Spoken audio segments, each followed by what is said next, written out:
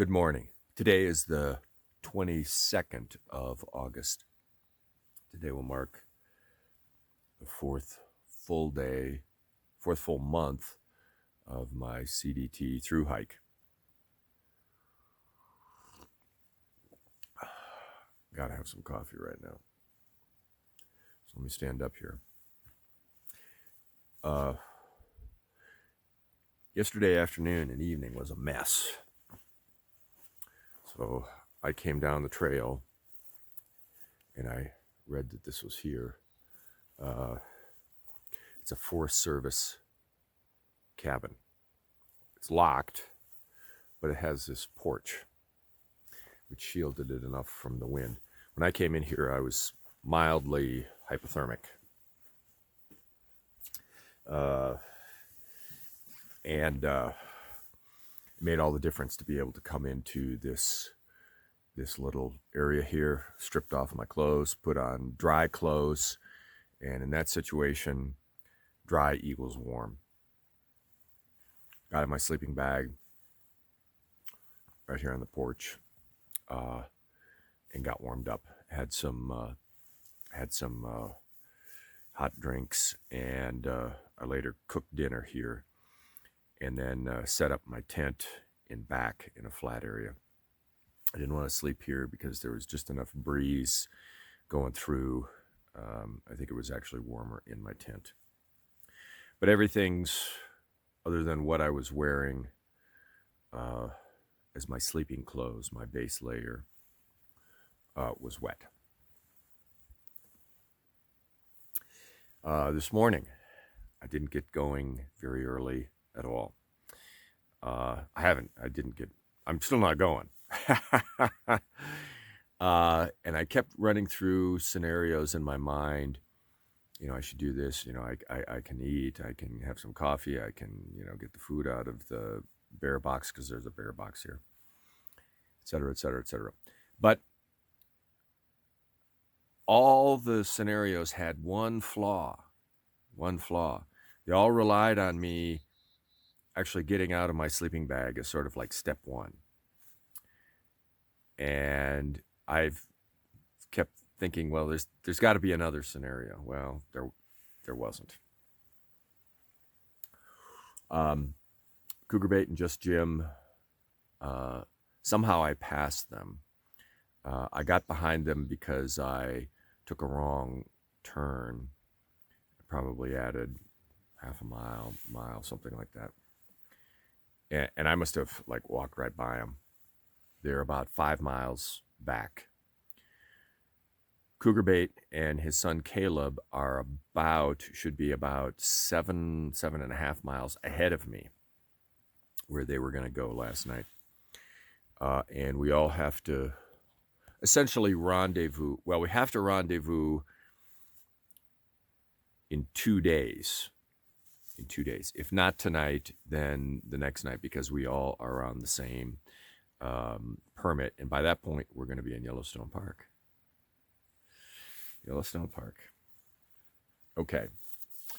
I think I'll just leave that right now. I'm sure I'm going to have some other thoughts here as I get packed up.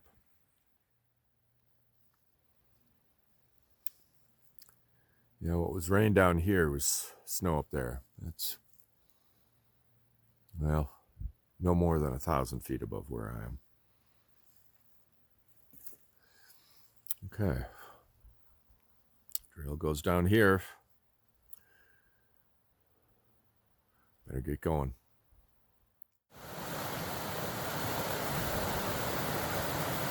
Well, what have we here? I think this is Soda Creek. I think it's much bigger than it normally is. Looks like that used to be a bridge there. I'm going to have to look. This might have been washed out, if I remember from Gut Hooks. Talking about going over on a slippery log. Yeah, that's not gonna happen. Huh. Okay. First problem of the day, 2 tents into the trail. I'm not even warmed up yet. Okay. Let me see what I can figure out here. I keep going upstream, trying to find a better place to cross. Shortly after I made that clip, fellow doing the Great Western Loop, Cheswick, came across, adjusted his gear, kind of walked right across. It's about knee deep. Looked okay. He made it. Boom, boom, boom. Then when I went down and took a look at it myself from the water level, I'm like, I don't think so. Gotta know your own abilities, not somebody else's. So maybe in here. I'm gonna go up around the bend here, see if there's another something, a log, a spot of flat water. Oh. Hopefully I won't get injured just going there. Okay, I'm now standing on the CDT after investing about an hour for that stream crossing. I went upstream till I found a place that was flattish water. Ended up being about knee deep, not too swift. I didn't slip at any point when I saw the other fellow cross at the main. He did slip a couple times, which, yeah. So anyway, yeah, it's like mid-morning now, and I've gone, well, about 3/10 now. Okay, moving north. Well, due to the rain, that's a today print this morning. Get more.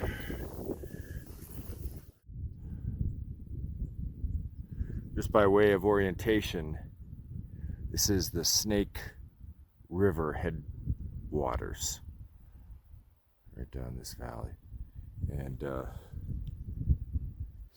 creek crossing flowed, well, in a direct line into it. So it's very beautiful. This is a really cool basin here. With the North Buffalo Fork coming in. I'll swing around sort of and show you it in a minute. Just ran into a couple hikers, Sobos. They told me Cougar Bait and his son, they had seen them this morning, so that was helpful to know. And their names were Jennifer and Deluxe. Jennifer had, I think, the coolest sunglasses I think I've ever seen. I should have asked to take a picture of her, but they were cool. Let me take a little picture if I swing the camera around here.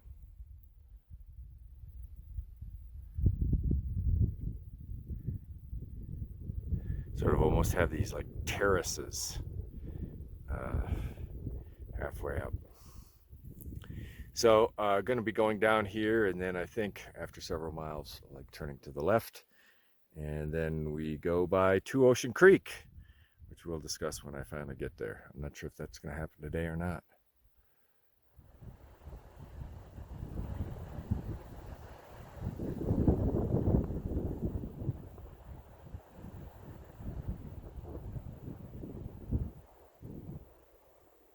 It's a bald eagle.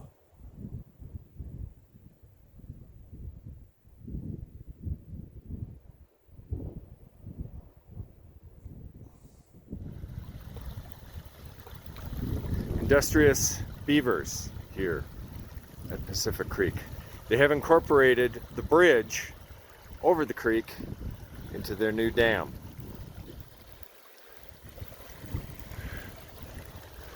Once I get to the bridge, I should be able to walk on that railing, sort of. But getting there might be a little dicey.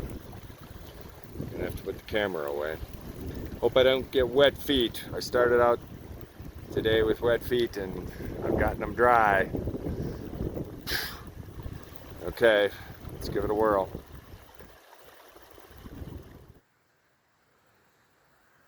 Well, I'm camped just back there. And pretty much just on the other side of those trees begins this large meadow. I should be able to get another shot of it tomorrow. But that's where Two Ocean Creek is. And I'm going to be heading up tomorrow, up that hill. Nearly a 2,000-foot climb, just sort of straight out of the chute. And this is North Two Ocean Creek. And it flows down into that meadow, and there's another one flowing in from the other side. And from that meadow, two creeks flow out, Atlantic and Pacific. And I crossed over Pacific Creek just a couple tents back, coming to this tent site. Kind of an interesting, really interesting geographical feature, whereby there's a creek and part of it flows east and part of it flows west. And it goes down into that meadow there. Going to be hanging my food here momentarily.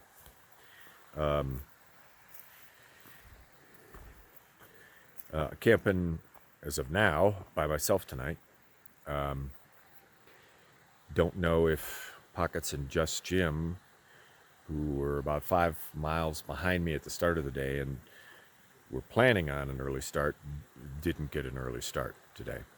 I didn't make many miles myself, partly just due to my own sloth. The result is, to get to our first campsite tomorrow in the park is going to be a 32-mile plus day for me.